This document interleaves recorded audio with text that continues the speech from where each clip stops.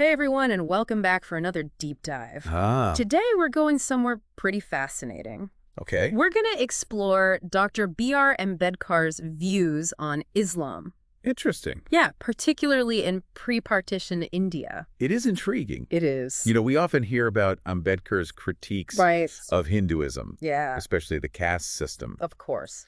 But his thoughts on Islam and its place in Indian society, they're rarely discussed. Exactly. And we have two key sources for you today. Okay. First, excerpts from Ambedkar's own book, Pakistan, or The Partition of India. Right. It was originally published in 1940, so just imagine the context. Yeah. The partition looming on the horizon. A pivotal moment in Indian history. Absolutely. No doubt. And our second source offers a fascinating lens through which to view this. Okay. It's an Opindia article commemorating the 65th anniversary of Ambedkar's conversion to Buddhism. Interesting. We'll use it to contrast his views on Islam with his ultimate choice of Buddhism. Okay, so the Opindia article actually points out something pretty interesting. Right.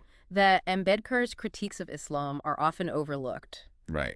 while his criticisms of Hinduism are frequently used to, well, Yeah. attack the religion. We'll get to that later, but first let's dive into what Ambedkar actually argued Okay. in Pakistan or the Partition of India. The book itself is a powerful read. Yeah. It's dedicated to Ambedkar's wife, Okay. Ramu, and really captures the anxieties and intense debates Yeah. swirling around in pre-partition India. So what's the core argument here? Ambedkar gets right to the point. Okay. He argues that Islam is inherently divisive, Okay. creating a sharp distinction between Muslims and non-Muslims. Interesting. He claims true brotherhood, Yeah. in the Islamic context, is only extended to those within the faith. He doesn't hold back, does he? He has quite a few. Yeah. One that really captures the essence of his argument Give it to me. is this: Hinduism is said to divide people, and in contrast, Islam is said to bind people together. Right. This is only a half-truth, Okay. for Islam divides as inexorably as it binds. Wow. The Brotherhood of Islam is not the universal brotherhood of man. Okay. It is a brotherhood of Muslims for Muslims only. That's pretty powerful. Yeah. So how does this inherent division, as he sees it, impact the idea of national unity, Right. especially in a diverse nation like India? That's where it gets really interesting. Okay. Ambedkar goes on to say that the concept of Ummah, the global Muslim community, takes precedence over national allegiance for a true Muslim. So he's essentially saying that a Muslim's primary loyalty is to the Ummah, not to a non-Muslim nation. Exactly. Wow. He even states directly that Islam can never allow a true Muslim to adopt India as his motherland and regard a Hindu as his kissing kin. He then delves into Islamic texts, bringing up the concept of Darul Islam, Right. the abode of Islam, and Darul Harb, the abode of war. I found this particularly striking because, according to Ambedkar, this division fuels the idea of jihad as a means to convert non-Muslim lands into Islamic territories. This is a crucial point, It is. and one that has unfortunately been used to justify violence and conquest throughout history. Right. Ambedkar is highlighting a core tenet of Islamic thought and how it can be interpreted in a way that leads to conflict. Which leads to a pretty unsettling question if that's the case. How does this impact the relationship between Muslims and a non-Muslim government? Well, according to Ambedkar, Muslims view Hindus as kafirs, meaning non-believers. Right. And this, in his view, makes Hindus unworthy of respect or rulership. Yeah, he even states, to the Muslims, a Hindu is a kafir. Right. A kafir is not worthy of respect. He is low-born and without status. Right. The basic feelings of deference and sympathy, which predispose persons to obey the authority of government, do not simply exist. Yeah, these are strong words. They are. And definitely paint a stark picture of his perspective. Yeah. Absolutely, and it's interesting to note that he doesn't shy away from critiquing social structures within Islam itself. Right. He actually dedicates a significant portion of the book to analyzing the caste system within the Muslim community, Yes. pointing out the hierarchy between ashrafs, ashlafs, and arzals. This is where he challenges the notion that converting to Islam Right. automatically erases caste prejudice. Yeah. He argues that arzals, the lowest rung of the Muslim social ladder, Right. often face untouchability even within their own community, Yeah. much like Dalits do within Hinduism. He even says, indeed, the Muslims have all the social evils of the Hindus and something more. That something more is the compulsory system of purdah for Muslim women. Right. So he's saying that Islam doesn't necessarily offer a solution to the caste problem, Exactly. which is obviously a major concern for him. Now, before we move on, I want to touch on something that often gets overlooked Okay. in discussions about Ambedkar.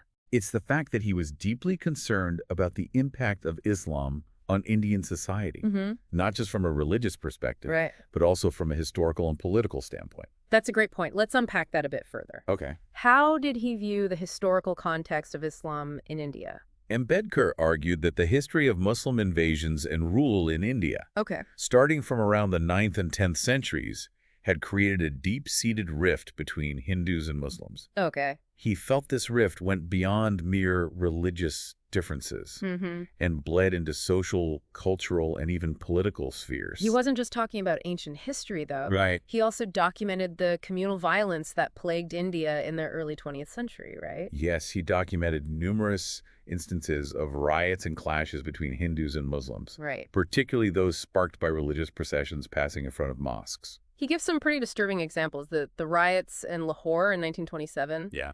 The Mopla Rebellion in Malabar, Mm-hmm. the series of riots in Calcutta in 1926. Right. He even mentions the shocking case in Sukkur, Yeah. where 27 Hindus were brutally murdered. This wasn't just theoretical for him. Huh. He saw the devastating consequences firsthand. And he connected these instances of violence back to his arguments Okay.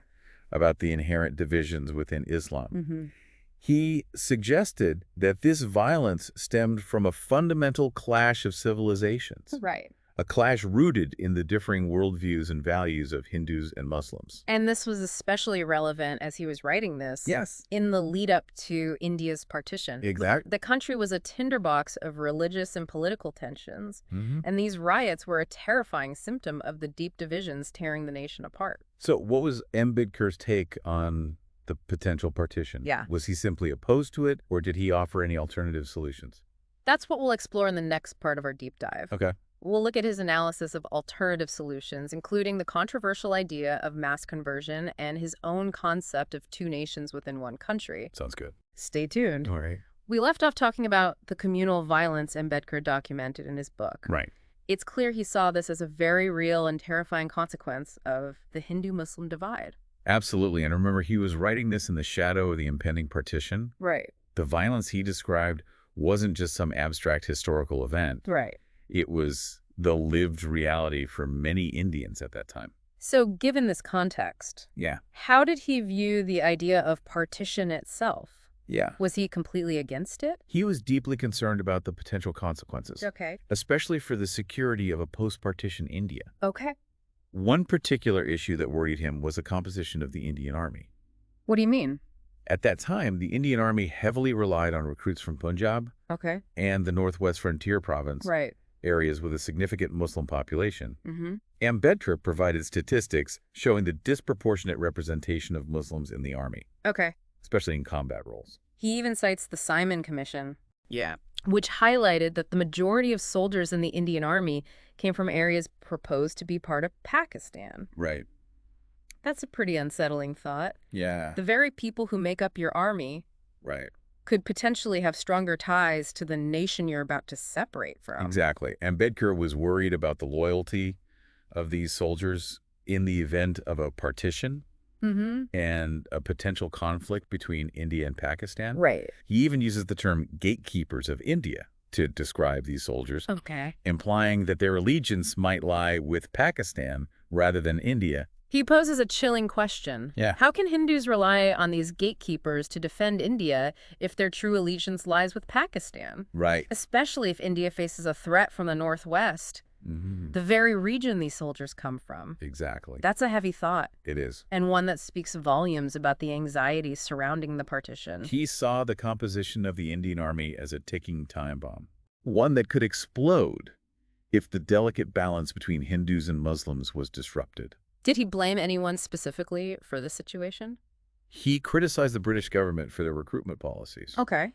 arguing that they had exacerbated communal tensions by favoring the recruitment of Muslims from certain regions. He saw this as a deliberate strategy of divide and rule, Yes. a way for the British to maintain control by pitting one community against the other. Right. He even cites instances where British officials openly stated their preference for recruiting from martial races, often equating Muslims with martial qualities. Right. It seems like he's saying that the British were actively exploiting religious differences for their own political gain. That's his argument, yes. Wow. And he believed that this policy, while perhaps beneficial for the British in the short term, Right. was ultimately detrimental to the long-term security of India. So it wasn't just about the immediate threat of a Muslim-dominated army. He was also concerned about the broader implications of creating a separate Muslim nation on India's borders. Right. He believed that ceding the very regions that provided the bulk of its soldiers would weaken India's defenses and leave it vulnerable to external threats. Right. He feared that Pakistan, with its larger Muslim population and its position on India's western border, Yeah. would pose a constant security risk. It's almost as if he's looking into the future and seeing the conflicts that would erupt between India and Pakistan. Yeah. His warnings about the partition's impact on national security were tragically prophetic. He wasn't just focused on the military aspects either. Okay. Ambedkar also delved into the financial and social consequences of partition. All right. He argued that it would be a disaster for Hindus, Okay. especially those living in areas that would become part of Pakistan. So he was worried about the fate of Hindu minorities in a newly formed Muslim nation. Exactly. He predicted that they would face discrimination, persecution, Yeah. and even violence. He also expressed concern about the mass displacement that would occur as Hindus and Muslims fled across the newly drawn borders, Right. leading to chaos, suffering, and further communal strife. It sounds like he was painting a pretty bleak picture of the future. Yeah. Did he offer any solutions? Or was he simply resigned to the idea that partition was inevitable and disastrous? He wasn't one to simply accept a grim fate. Okay. In fact, he explored several alternative solutions to the Hindu-Muslim question, All right. each with its own set of complexities and challenges. That's what I find so fascinating about Ambedkar. Yeah. He doesn't just criticize, he also tries to come up with practical solutions. Right. So what were some of the alternatives he considered? Well, one rather radical idea that was floating around at the time was the mass conversion of Muslims to Hinduism. Wow. This was proposed by Lala Hardayal, Okay. a prominent nationalist leader. Wow. That's a pretty bold proposition. It was. Did Ambedkar take it seriously? He considered it, Okay. but ultimately dismissed it as unrealistic. Oh, He argued that Hinduism, unlike Islam or Christianity, Right. isn't a proselytizing religion. Right. It doesn't actively seek converts, Okay. and its caste system would make mass conversion incredibly difficult. Plus, the logistics of converting an entire community would be a nightmare. Exactly. Where would the resources come from? Who would organize it all? Those were exactly Ambedkar's concerns. Okay.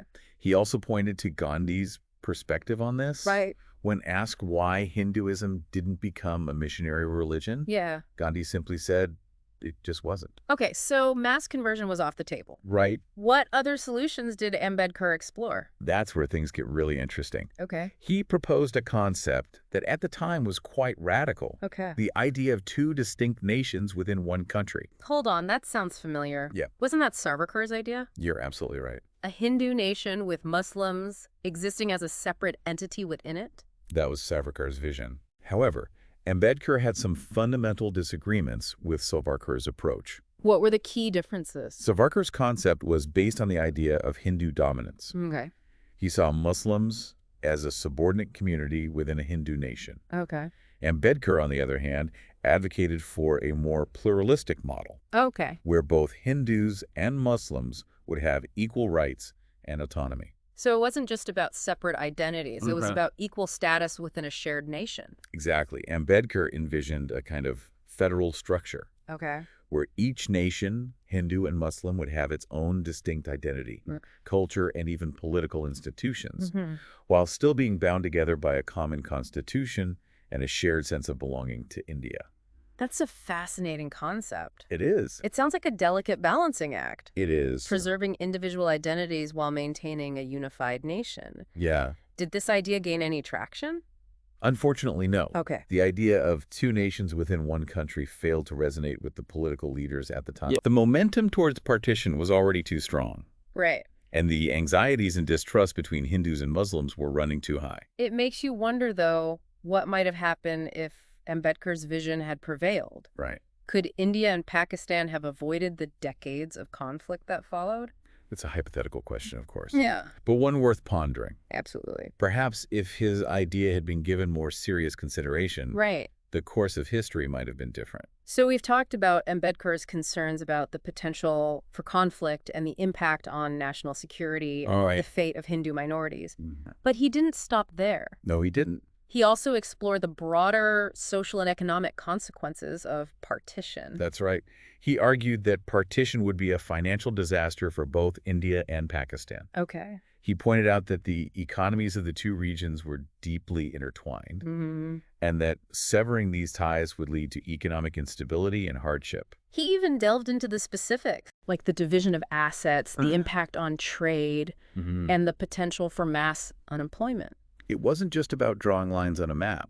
Right. It was about the real-world economic consequences that would affect millions of people. It's clear that Ambedkar saw the creation of Pakistan as a grave mistake, one that would have far-reaching consequences for generations to come. Absolutely. His warnings about the social, economic, and political fallout of partition were unfortunately quite accurate. And yet, despite his deep reservations, Ambedkar wasn't simply resigned to the idea of partition. Okay. He also explored alternative solutions, Right. trying to find a way to address the Hindu-Muslim question without resorting to the drastic measure of dividing the country. This is what I find so compelling about Ambedkar. Yeah. He was a pragmatist, He was. but he was also a visionary. Right. He didn't just point out problems. Right. He tried to find solutions. Exactly. So what were some of the alternatives he considered? One idea, as we mentioned before, was the mass conversion of Muslims to Hinduism. Right. This was proposed by Lala Hardayal, Yeah. but Ambedkar ultimately dismissed it as impractical and unrealistic. Yeah. We talked about the logistical hurdles and the fact that Hinduism isn't a proselytizing religion. It just wasn't a feasible solution. Exactly. Yeah. So Ambedkar looked for other options, Okay. and that's when he landed on a concept that was quite radical for its time. Oh. The idea of two distinct nations within one country. Wait a minute. Isn't that similar to what Savarkar was advocating for? You're right, the idea itself wasn't entirely new. A Hindu nation with Muslims as a separate entity within it. But Ambedkar's vision was fundamentally different from Savarkar's. Okay, how so? Savarkar's concept was rooted in Hindu dominance, Okay. with Muslims essentially being treated as a subordinate community. Ambedkar, on the other hand, was a champion of equality. Exactly. He wouldn't have stood for that kind of hierarchy. Ambedkar envisioned a truly pluralistic model where both Hindus and Muslims would have equal rights and autonomy. Okay. Think of it as a federal structure where each nation, Hindu and Muslim, Right. would have its own distinct identity, culture, and even political institutions. So they'd be like two separate states within a larger union. That's a great analogy. Kind of like how the United States has individual states with their own laws and governments. Right. But are still part of a single nation. Ambedkar believed that this kind of federal structure would allow both communities to preserve their unique identities and cultural practices, Okay. while avoiding the bloodshed and displacement that partition would inevitably bring. It's a fascinating concept. It is. He was essentially trying to find a way to reconcile the desire for separate identities with the need for national unity. Exactly. Did this idea gain any traction at the time? Unfortunately, no. The political climate was already too charged. Yeah. And the idea of two nations within one country was simply too radical for most leaders to consider. It's a shame, really. It makes you wonder what might have happened if his vision had prevailed. It's impossible to know for sure, but it's certainly an intriguing thought experiment. Right. Perhaps if Ambedkar's idea had been given more serious consideration, the course of history might have been different. So as we wrap up our deep dive into Ambedkar's writings, what are the key takeaways for our listeners? Ambedkar's work offers a powerful and often overlooked perspective on the complexities of the Hindu-Muslim question. Yeah. He doesn't shy away from highlighting the challenges and potential conflicts, but he also offers a vision of a more inclusive and pluralistic society. His warnings about the dangers of communalism and the potential for violence remain incredibly relevant even today, Absolutely. not just in India, but around the world. And while his vision of two nations within one country ultimately didn't come to fruition, Right. it serves as a reminder that there are alternative solutions to seemingly intractable problems. It encourages us to think beyond the obvious, to challenge conventional wisdom, and to strive for a more just and equitable world. Thanks for joining us on this deep dive into the thought-provoking world of Dr. B.R. Ambedkar. We hope it sparked your curiosity and encouraged you to explore his work further. Until next time, keep questioning, keep learning, and keep diving deep